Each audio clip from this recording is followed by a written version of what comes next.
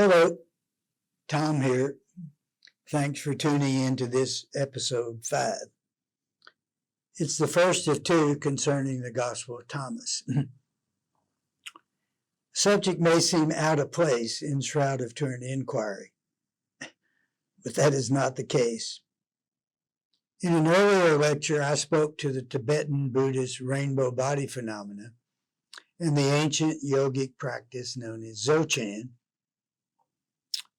which is used to produce rainbow body realization. The Gospel of Thomas is to resurrection as Dzogchen is to rainbow body. I continue to emphasize that resurrection is a natural radiation event that is realized as a learned skill. Thomas is the how-to instruction book. The Shroud demonstrates what happens when the Thomas instructions are followed in a lived way.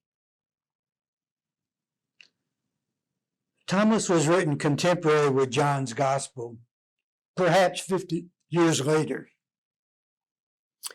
It consists of 114 pithy sayings, each a mini mystery wrapped up in the greater mystery the Gospel conveys.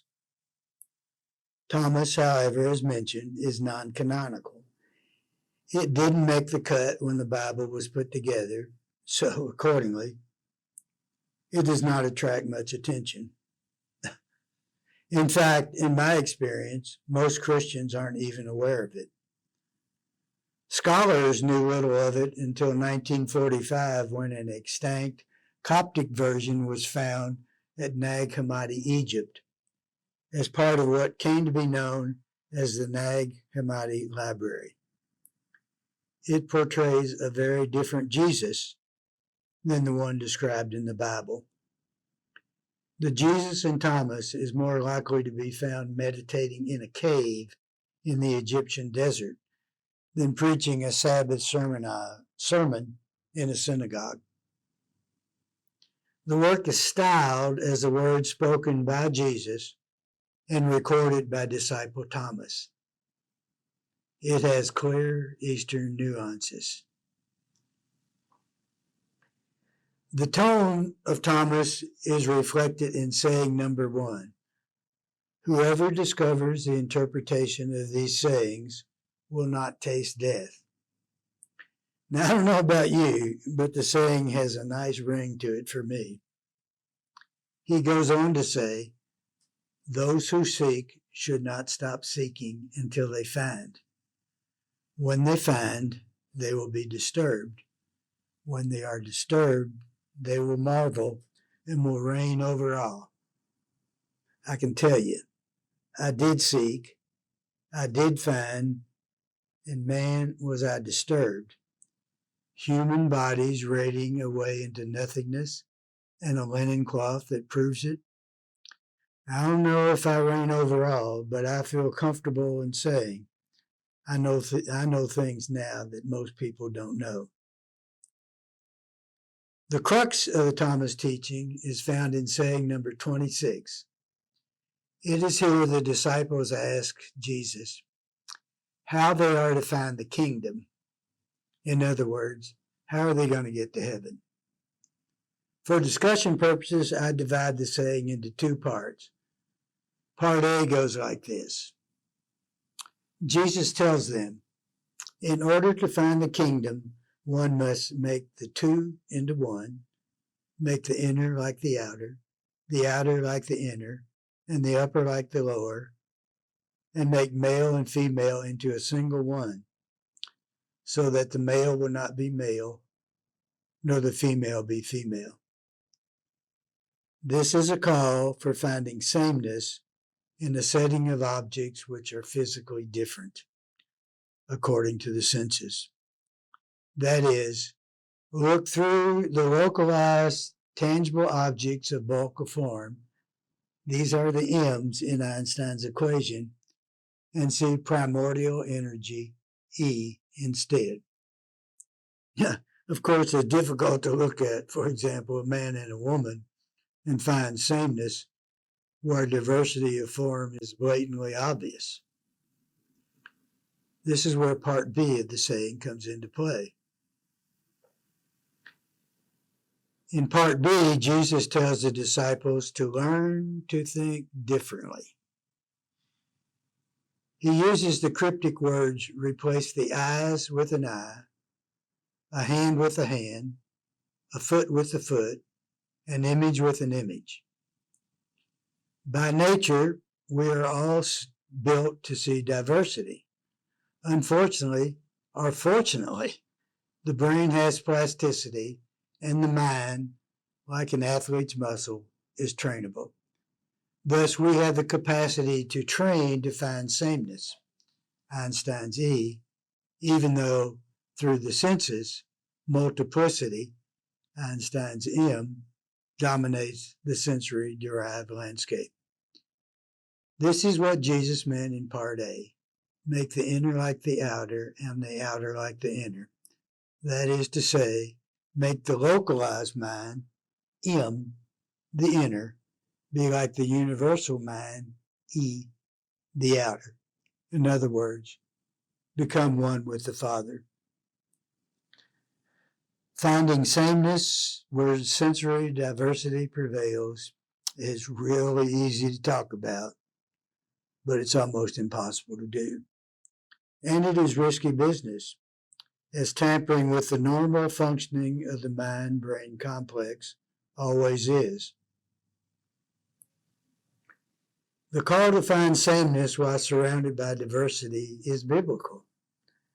Recall Adam and Eve, the first couple, lived in a paradise called the Garden of Eden, which is symbolic of the notion of heaven. They were happy, and their every need was satisfied. But the garden had a dark side in the form of a mysterious doomsday tree called the tree of knowledge of good and evil. The couple had complete freedom, but they were told by God to not eat the fruit of the special tree.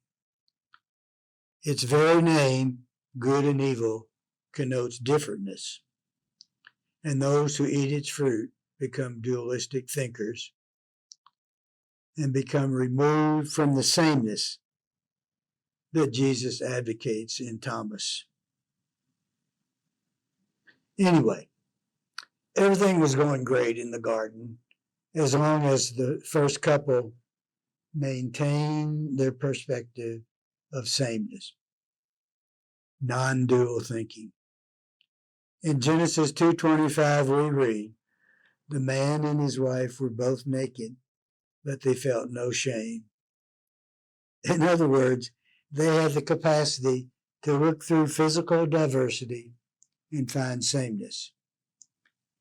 Then, tricked by the serpent, and the serpent is symbolic of the material world, they ate the fruit and everything changed for the worse. Immediately after eating, they knew they were naked and, using figware, kick-started what eventually came to be men's and women's clothing stores at the shopping mall. We read, Genesis chapter 3, verse 7, "Then the eyes of both of them were opened, and they knew they were naked. Differentness entered their mind stream, where sameness formerly prevailed." In the traditional interpretation of the story, the couple was evicted from the garden because of an act of disobedience. They ate the fruit and they were told not to.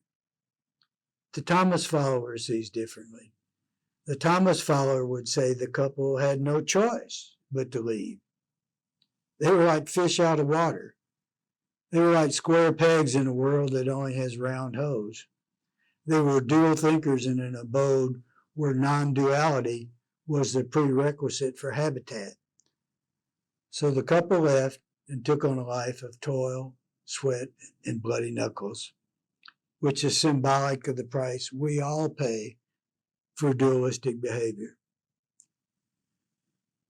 So in short, the Gospel of Thomas teaches eliminating the self. Self is the mental state that makes man believe he is physically different from the objects of visual sense perception. would surround him. But when non-dual thinking emerges and everything is the same, then the notion of self goes away.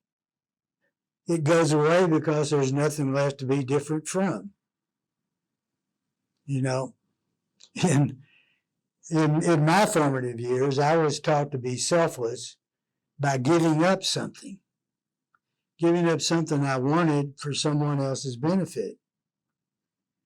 This act of forced, contrived doing without was encouraged as it was a down payment on the suffering that awaited me due to my otherwise sinful ways. Now I see things differently. Ridding of self means just what it says. It means extinguishing the notion of self from the mind. Those who do will not taste death.